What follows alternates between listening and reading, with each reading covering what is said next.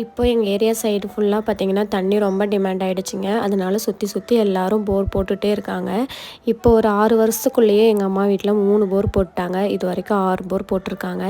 இப்போ போட போகிறது 7வது போர். இது எல்லாத்துக்குமே ஒரே மாதிரி தான், சாமி கேட்டு பூப்பொட்டனம் கேட்டு தடவலி கேட்டு எல்லாம் ஓகே சொல்லி தான் போடுறாங்க. ஆனாலுமே ஃபெயிலியர் ஆயிடுது.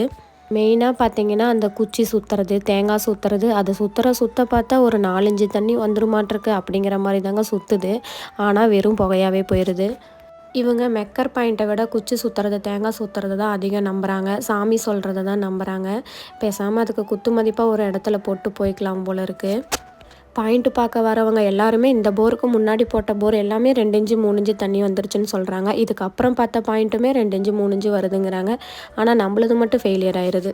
நாங்களும் ஒவ்வொரு போருக்கும் இந்த லாடுக்கு தண்ணி வருமா, அடுத்த லாடுக்கு தண்ணி வருமா, இன்னும் 100 அடி ஓட்டினா தண்ணி வருமானு பார்த்து பார்த்து சலிச்சு போயிடுச்சு. கடைசியாக ஒரு சில போர் ஈரமண்ணா வந்திருக்கும், ஒரு சிலது அரை இன்ச்சு தண்ணி வந்திருக்கும். அந்த மாதிரி வந்ததையெல்லாம் ஒன்றா ஜாயின் பண்ணி விட்டு அதை தான் வீட்டு யூஸ்க்கு யூஸ் பண்ணிகிட்ருக்காங்க. உங்களுக்கும் இந்த மாதிரி எக்ஸ்பீரியன்ஸ் இருந்தால் கமெண்ட்டில் சொல்லுங்கள்.